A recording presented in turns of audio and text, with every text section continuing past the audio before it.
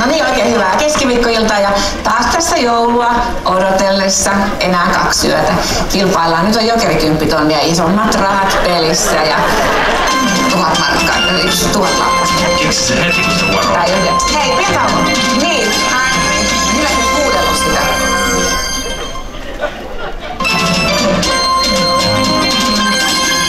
Ei taas, ja onneksi oli enemmän kuin 2 päivää joulua. Mä nimittäin tuossa lähtiessäni tänne studioon, niin jotenkin vaan meni sekaisin. Mä oon niin innoissani, mutta luojan kiitos, tässä on paljon enemmän päiviä vielä. Mä en nimittäin 2 päivässä ehtinyt mitään tehdä. Kinkkuu, niin nyt ihan relax vaan. Tälleistä tulee yhtäkkiä lisäaikaa. Ihana. Orientoituu ensin, sieltä on enää vaan 2 ja sit huomaakin 15 minuutin päästä, että onkin 9. Tai noin suunnilleen. Hei, tilanne on semmonen, että hiki mennessä tulla, johtuu kynttilästä tai jostain muusta, mikä johtaa 2600.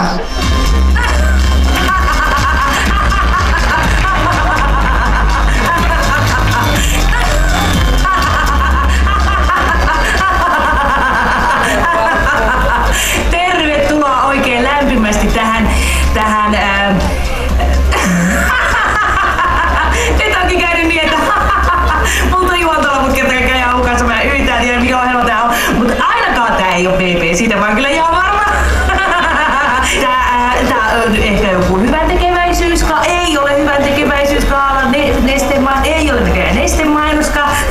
Joo, tanssitähtieka, vapputähtieka, ei jumalauta, mikä ohjelma tää nyt oikein on sitten?